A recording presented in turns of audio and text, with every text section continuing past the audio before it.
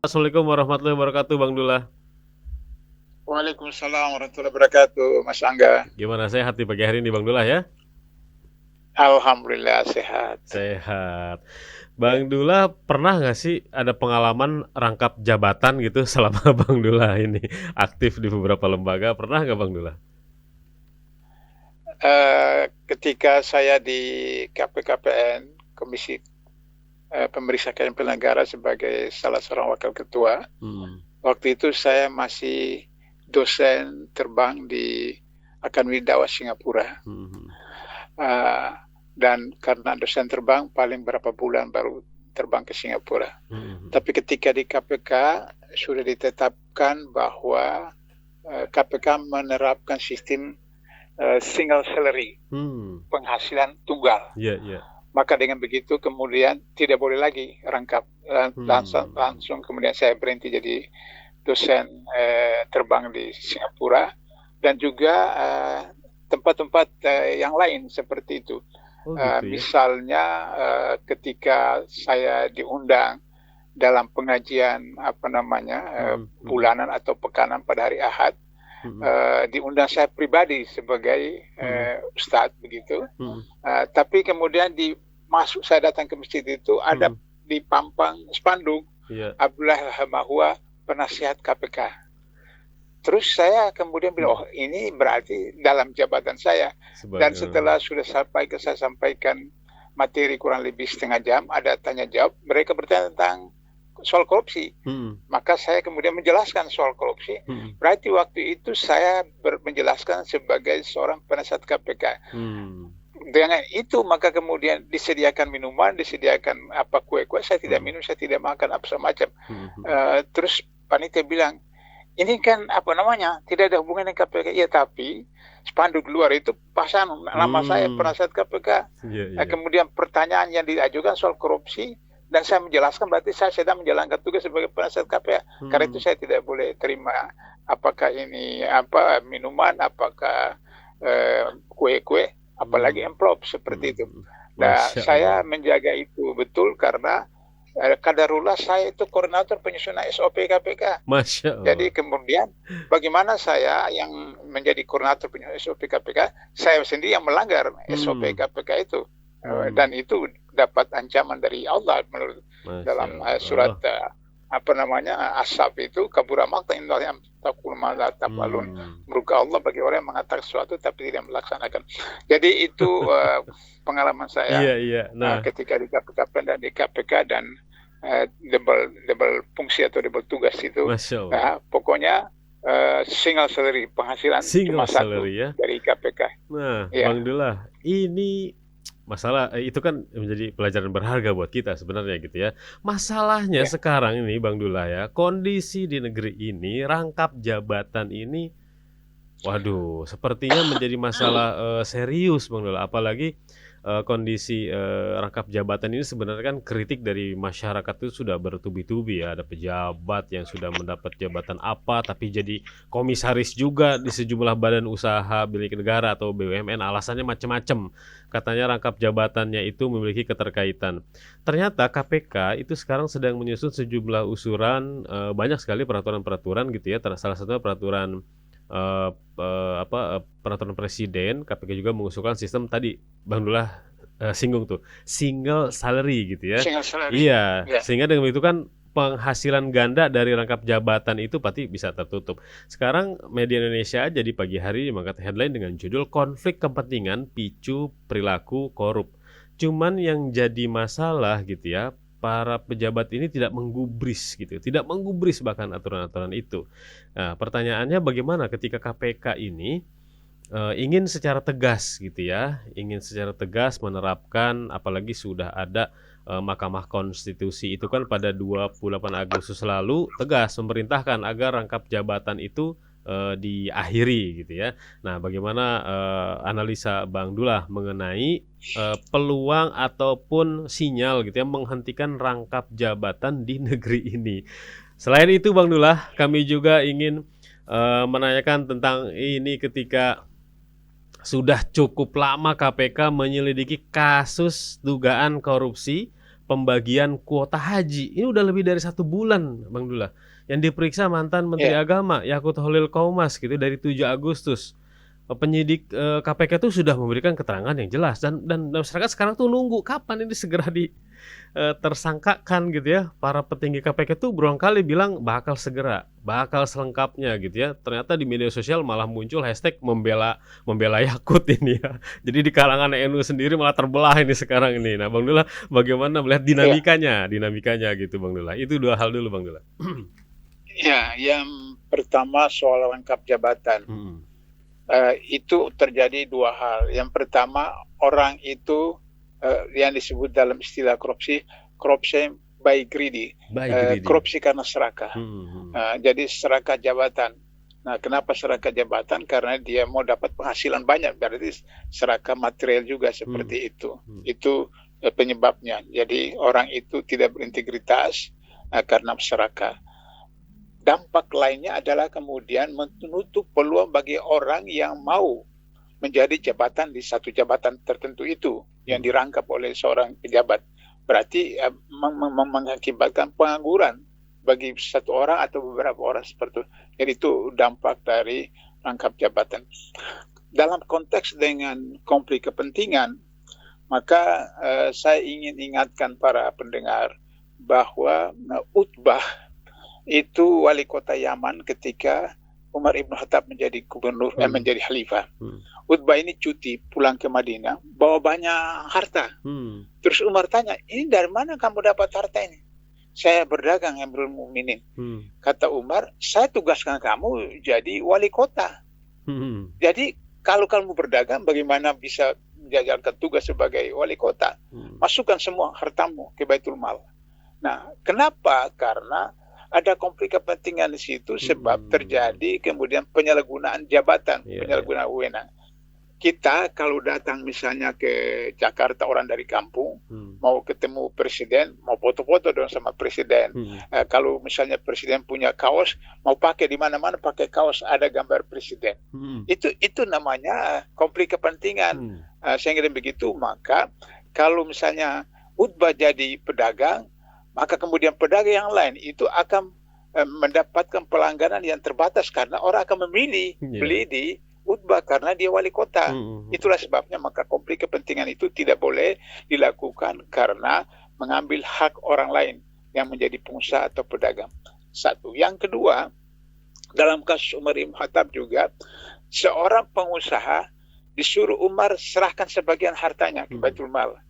Kata orang itu, saya ini bukan, kalau kita sekarang, bukan ASN, bukan PNS, bukan pejabat, kenapa saya harus serahkan sebagian harta kekayaan saya kepada Baitul Mal? Kata Umar, kamu dapat dana dari Baitul Mal, di mana dana Baitul Mal itu dikelola oleh seorang pengelola Baitul Mal yang ada hubungan keluarga dengan kamu. Coba lihat itu. Jadi, dia betul-betul sebagai pengusaha, kalau kita sekarang dapatkan kredit dari mana apa semacam, tapi yang mengelola Baitul Mal itu masih ada hubungan keluarga dengan dia, sehingga di situ terjadi potensi konflik kepentingan seperti itu. Kemudian terjadi penyalahgunaan jabatan, wewenang dan seterusnya. Nah, sehingga dengan begitu maka memang persoalan konflik kepentingan itu seperti kertas tisu, Mas Angga. Kertas tisu itu tipis sekali sehingga sukar dibedakan. Ini boleh atau tidak boleh. Nah, disitulah diperlukan orang yang punya nurani, punya integritas untuk bisa membedakan ini boleh atau tidak boleh. Ketika sering sudah kita dengar, saya juga sering beberapa kali mengemukakan bahwa ketika petugas zakat mengumpulkan zakat kemudian menyerahkan kepada Rasulullah, maka kata dia, ini zakat bagian buat Rasulullah untuk Baitul Mal, dan ini hadiah dari salah seorang mujaki kepada saya. Rasulullah marah, kemudian khutbah di mimbar, dia bilang bahwa dia dapat hadiah dari seorang mujaki. Kalau dia tinggal di rumah bapaknya, ditinggal ibunya, apakah hadiah itu datang kepada dia? Jadi orang memberikan hadiah itu bukan karena dirinya, tapi karena jabatannya. Karena jabatan. Nah, itu yang kemudian di dalam Undang-Undang Tindak Korupsi disebutkan sebagai gratifikasi. Jadi ada hadis yang keras dari Rasulullah. Seorang pegawai yang diberikan gaji atau penghasilan kepada dia, maka penghasilan di luar itu hulul itu korupsi, seperti itu. Nah, jadi persoalan konflik kepentingan saya katakan tadi seperti kertas tisu, karena masyarakat tidak bisa membedakan ini boleh atau tidak boleh, seperti itu. Kita tahu kisah yang populer, Umar bin Aziz ketika jadi khalifah, malam hari anaknya datang mau ketemu, kata Umar, soal apa, pribadi atau apa urusan negara? Kata anaknya, urusan pribadi. Terus khalifah matikan lampu. Loh, kenapa abah matikan lampu? Lampu ini digunakan oleh negara, biaya dari negara, bar negara, sedangkan Anda, anak kamu, membicara soal pribadi. Dimatikan, bicara dalam keadaan gelap, seperti itu. Nah, jadi itu persoalan yang sangat riskan bagi orang yang tidak memahami konsep-konsep yang hak, yang benar, yang salah, yang batil, dan seterusnya, seperti itu. Nah, oleh karena itu, maka harus KPK serius untuk melakukan, saya kira undang-undang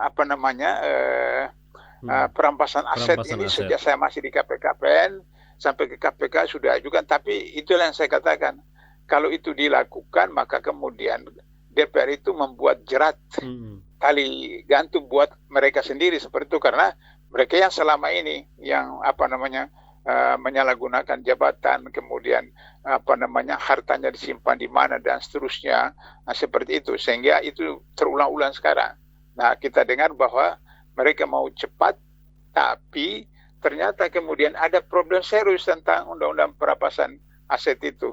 Saya baca selintas bahwa ada poin yang sangat serius yang kemudian nanti itu pemerintah bisa menjadi perampok atau penegak hukum bisa menjadi perampok. Kenapa? Karena begitu sudah diduga seperti itu, terus dirampas hartanya, kemudian di pengadilan sampai tingkat terakhir kasasi, ternyata dia tidak bersalah, harta yang dirampas itu tidak dikembalikan kepada terdakwa itu, seperti itu. Ini kan legalitas kepada negara untuk merampok atau merampas atau mengambil harta orang, tidak peduli dia salah atau tidak di pengadilan, ini juga berbahaya, seperti itu. Oleh karena itu maka sekarang menjadi persoalan serius untuk harus undang-undang perampasan aset itu harus dipublikasikan, dibahas di naskah akademik sehingga kemudian masyarakat tahu ini bukan kucing dalam karung, tapi betul-betul kucing yang jelas-jelas kelihatan di luar karung, sehingga bisa bermanfaat bagi masyarakat. Itu soal jabatan, double fungsi, dan kemudian soal konflik kepentingan. Yang kedua soal bagi-bagi kuota haji. Kuota haji nih, kasus mantan menteri. Iya. Jadi undang-undang KPK yang dirubah oleh Jokowi, maka kemudian KPK itu sama dengan polisi dan jaksa, yaitu menetapkan seseorang sebagai tersangka, menetapkan satu kasus menjadi penyidikan, belum ada tersangka. Itu. Jadi polisi dan jaksa selama ini kemudian menetapkan seorang tersangka atau satu kasus dari penyidik menjadi penyidikan, tapi kalau kemudian tidak terbukti atau tidak cukup dua alat bukti, kemudian diterbitkan SP3, surat perintah penghentian penyidikan. Nah, pengalaman kenapa di KPK itu tidak boleh ada SP3, karena pengalaman di kepolisian kejaksaan selama Orde Baru itu, SP3 itu menjadi alat pemeras. Jadi seseorang ditetapkan tersangka, kemudian dikuras ATM-nya, sudah habis ATM, kemudian terbitkan SP3, berhenti, seperti itu. Nah, karena itu maka KPK tidak dibenarkan SP3. Saya waktu di KPK selalu beritahu kepada teman-teman bidang penindakan itu, baik penyidik maupun JPU, Anda harus yakin 99% bahwa orang itu di pengadilan dijatuhi hukuman. Ada yang mengatakan, Pak Abdullah, kenapa tidak 100%? Saya bilang 1% itu otoritas Allah. Allah bisa mengubah hati hakim, hati jaksa, hati terdakwa untuk berubah dan seterusnya. Tapi Anda harus yakin 99%. Oleh karena itu sebelum undang-undang KPK diamandemen atau diubah oleh Jokowi, tidak ada tersangka atau terdakwa KPK yang lolos di pengadilan. Tidak ada seperti itu. Nah, setelah Jokowi jadi presiden, baru itu kemudian diobrak-abrik seperti itu.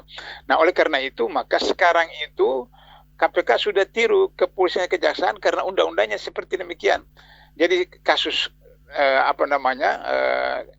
tanya haji sudah jadi masuk penyidikan, kemudian sudah beberapa orang ditetapkan tersangka tapi Yakut belum ditetapkan tersangka karena harus dia yakin betul segala macam sehingga baru.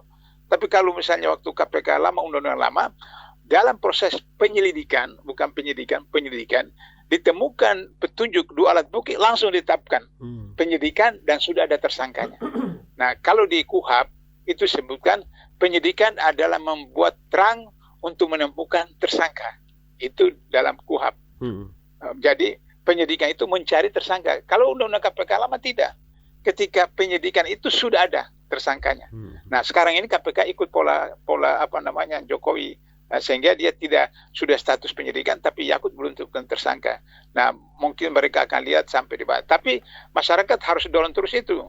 Itu satu. Yang kedua, kenapa sebagian masyarakat atau anggota NU semacam seakan-akan bela Yakut? Karena Yakut itu adik kandung dari Ketua PBNU, dan kita tahu bagaimana watak Ketua PBNU dan kemudian Yakut seperti itu, sehingga akhirnya kemudian ada NU yang kultural, ada UNU yang birokrasi atau struktural. Nah, ini struktural ini yang kemudian menjaga status sosialnya sebagai orang yang punya hubungan dengan pemerintah untuk mendapat proyek dan seterusnya. Sementara NU kultural itu berdasarkan hita NU dulu, sehingga kemudian mereka menjaga nilai-nilai yang sebenar. Ini terjadi dualisme di dalam masyarakat Nahdien sendiri seperti itu. Nah, oleh karena itu maka saya bisa paham kalau misalnya sebagian masyarakat tidak banyak, sekelompok kecil NU kultural, NU struktural yang membela Yakut, karena Yakut itu adik kandung dari Ketua Umum PBNU sekarang, dan kita tahu bahwa mereka ini pernah sama-sama dengan Israel melakukan kunjungan, pertemuan dan seterusnya, sehingga bisa saja kemudian melakukan program-program yang bisa menghancurkan masyarakat, bangsa dan negara seperti itu. Nah, oleh karena itu maka KPK harus serius menutupi kelemahan-kelemahan selama Jokowi berkuasa dengan betul-betul mendepankan persoalan yang ada di dalam kasus haji itu. Dan kita tahu kalau satu orang itu misalnya 100 juta bahkan lebih, kalau hampir 1 M itu 700-an juta kalau itu. Itu satu orang, kalau 1.000 orang sudah berapa itu? Sudah berapa? Dan itu kan kata Yakut di satu kesempatan bahwa dia bagi juga dengan Jokowi yang disaksikan oleh Gibran sendiri. Nah, ini kan problem seperti itu. Nah, mudah-mudahan ketua KPK yang meskipun dia orangnya Jokowi, tapi ada 3 orang yang bukan orang Jokowi, mudah-mudahan dalam gelar perkara 3-2 bisa tetapkan Yakut sebagai tersangka seperti itu. Itu Mas Angga. Kalau dari sekarang langkah yang dilakukan oleh Presiden Prabowo kan membuat kementerian baru nih khusus untuk penanganan haji di Indonesia. Kalau prediksi dari Bang Dullah sendiri dengan kementerian yang baru, dengan menteri yang baru, juga ada wakil menterinya di situ ya, orang Gerindra juga. Kira-kira bagaimana sebenarnya ke depan nih urusan haji di mata Bang Dullah?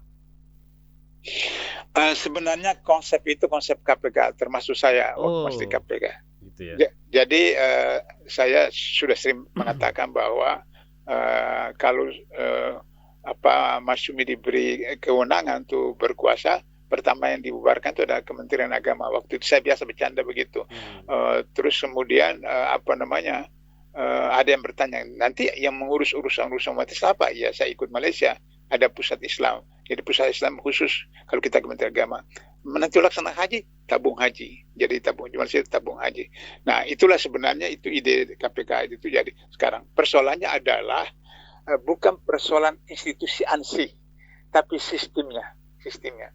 Jadi kalau kita ganti mobil, tapi mobilnya itu engine-nya masih lama, ya tetap juga. Jadi hanya ganti nama dari Kementerian Agama menjadi Kementerian Haji, seperti itu. Itu cuma ganti mobil.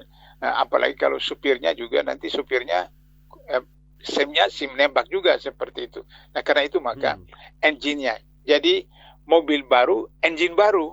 Nah, engine baru sehingga supir itu barangkali cuma punya lesen C, tidak lesen B atau lesen A, tapi karena engine baru, maka kemudian dia tidak bisa macam-macam. Jadi kalau mobil baru sekarang itu kan, kalau misalnya lari cepat di tol, di atas 110, dia terus bunyi. Nah, itu artinya sudah warning. Jadi yang disebut dengan early warning system. Jadi peringatan awal seperti itu. Nah, karena itu maka saya setuju dan teman-teman KPK itu setuju bahwa Kementerian Haji untuk mengurus haji dan umroh, tapi engine-nya itu, sistemnya itu. Misalnya contoh begini Mas Angga. Di Malaysia itu orang mendaftar haji seperti mengisi rekening di bank. 25.000, 50.000, 100.000. Kalau Indonesia kan 20 juta kan, 20 juta. Jadi kalau 20 juta itu kapan? Sampai berapa tahun jadi kerja? Karena itu maka orang Indonesia itu selalu haji setelah dia pensiun. Karena dia pensiun kan, baru punya uang 20 juta. Nah itu problem. Sehingga akhirnya setelah dia sudah swasta, dia betul-betul tobat, hajinya mabrur. Tapi hajinya mabrur itu untuk pribadinya, tidak berdampak kepada pemerintah, tidak berdampak kepada masyarakat, karena itu pribadi dia seperti itu. Nah, tapi kalau dia masih PNS, masih pejabat, kemudian dia bisa haji dan bertobat, maka dampaknya kepada kementeriannya, kepada lembaganya, dan itu berubah. Nah, karena itu maka Malaysia itu daftar 25 ringgit, 10 ringgit, apa semua itu, sehingga kemudian sudah dapat nomor seat, baru dia store, langsung berangkat seperti itu. Sehingga orang pergi haji di Malaysia itu orang muda-muda, mantu saya kemarin baru umur berapa, 35 tahun sudah haji seperti itu. Nah, sehingga demikian berdampak kepada sistem, berdampak kepada masyarakat, berdampak kepada kementerian di mana dia bertugas. Nah, oleh karena itu maka sekarang jadi problem tentang dana abadi. Ya, dari 20 juta itu dari tahun berapa sampai sekarang, dan abadi itu kemana seperti itu. Akan ada Menteri Agama yang pernah ditangkap karena menyalahgunakan dana abadi. Nah, kemudian isu bahwa dana abadi dipakai untuk membangun infrastruktur waktu Jokowi seperti itu. Nah, itu berbahaya seperti itu.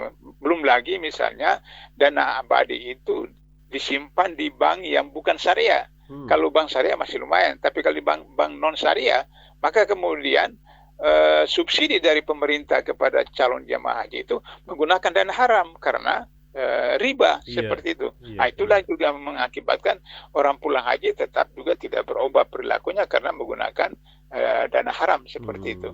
Nah, itu yang jadi persoalan. Jadi inti saya adalah bahwa Kementerian Haji dan Umroh itu sudah bagus, tapi kemudian harus sistemnya menggunakan sistem yang negara-negara yang sudah maju seperti itu, apakah seperti Malaysia atau yang lain, sehingga kemudian pelaksananya betul-betul tidak lagi menggunakan sistem sampai puluhan tahun, kemudian tidak harus ada pada waktu pertama kali daftar itu ada ijab kabul. Ijab kabul. Malaysia itu baru daftar sudah ijab kabul bahwa dananya akan dipakai untuk proyek apa dengan sistem mudharabah. Sehingga di Malaysia itu orang pertama kali yang haji subsidinya 50%. Karena dia punya uang itu dipakai untuk kelapa sawit, untuk apa segala macam, maka subsidinya 50%. Nah, dan begitu. Tapi kalau Indonesia kan tidak ada ijab kabul. Nah, ketika Jokowi itu kemudian wakil presidennya mengatakan bahwa itu pinjam. Kapan ada ijab kabul pinjam dari calon jemaah haji? Nah, setelah kasus itu baru sekarang sudah ada ijab kabul untuk digunakan seperti itu. Tapi jangan 20 juta dong, kasihan 20 juta dia tunggu pensiun dulu baru punya 20 juta seperti itu. Itu beberapa hal tentang Kementerian Haji dan kemudian dana abadi yang dipakai untuk keperluan di luar haji seperti itu. Itu baik, Mas Angga. Baik Bang Dullah. Sebagai penutup Bang Dullah, ini kita lihat kan korupsi memang bukan hal barulah di negeri ini ya. Tiada lagi sektor yang steril bahkan gitu. Semuanya terpapar dimanapun, lembaga apapun bahkan. Korupsi ini kan kita lihat kan perbuatan yang laknat lah gitu ya. Siapapun pelakunya korupsi tindakan terkutuk gitu. Namun ketika korupsi terjadi dilakukan oleh pejabat, tokoh masyarakat, bahkan ada yang tokoh agama gitu ya. Kita pernah membahas mengenai dilihat dari sisi integritas, peraturan, hukum. Saya ingin melihatnya dari sisi seleksi, Bang Dullah ya. Sebenarnya Ya, seleksi terbaik gitu ya, ketika siapapun di latar belakangnya, mau dia dari akademisi, dari kiai, ataupun dari partai politik, ketika memasuki sebuah lembaga jabatan penting, seleksi terbaik apa menurut Bang Dullah supaya terhindar dari tindakan korupsi itu? iya, waktu saya di KPKPN sebagai salah seorang wakil ketua, waktu itu saya merekomendasikan kepada pimpinan KPKPN bahwa seseorang yang mau dicalonkan jadi direktur BUMN, dia harus lapor dulu ke KPKPN hartanya, sehingga KPKPN akan menyelidiki dia punya harta ini legal atau tidak, sah atau tidak, haram atau tidak. Baru ada rekomendasi KPKPN kepada Presiden untuk mengangkat seorang komisaris atau direktur BUMN dan seterusnya.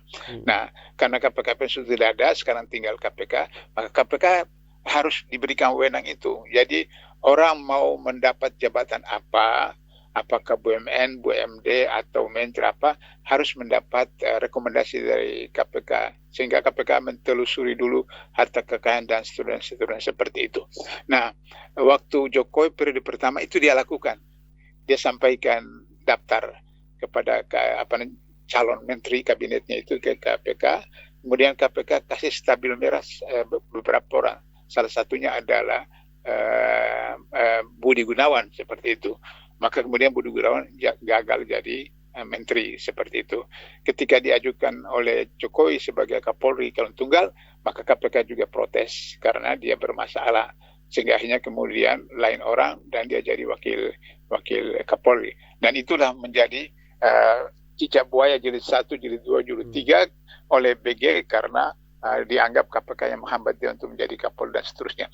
Jadi rekomendasi itu perlu KPK. Tapi problemnya ada kalau KPK itu bermasalah, kalau Kapolri itu bermasalah, Jaksa Agung bermasalah, MA bermasalah, MK bermasalah, semua lembaga negara bermasalah. Maka saya sarankan agar supaya semua pimpinan atau anggota lembaga negara itu dibentuk, diproses oleh pansel nasional. Jadi DPR tidak melakukan fit and proper test. DPR hanya menetapkan diterima atau tidak. Kalau tidak diterima dikembalikan ke pansel, pansel proses lagi kembali seperti itu. Jadi nggak ada lobby-lobby lagi untuk ya? itu maka pansel itu tidak dibentuk oleh presiden. Pansel itu diajukan oleh masyarakat, akademisi, ormas-ormas, LSM dan seterusnya. Yang pansel itu orang yang beda-beda tipis dengan malaikat. Nah, sudah ditetapkan, baru dikepreskan oleh presiden. Baru kemudian pansel itu melakukan rekrutmen, apakah KPK, apakah MA, apakah PPATK, apakah semua lembaga Kapolri, Jaksa Agung seperti itu. Nah, sehingga dan begitu baru DPR hanya melakukan menerima atau tidak. Kenapa harus dibawa ke DPR? Karena DPR punya 3 wewenang yang ditetapkan oleh Undang-Undang Dasar 45, yaitu kewenangan hak budgeting, legislatif, dan kontrol. Karena dia punya hak budgeting yang ditetapkan oleh Undang-Undang Dasar 45, maka harus dibawa ke sana karena pimpinan-pimpinan lembaga negara itu menggunakan APBN dalam kegiatan sehari-hari.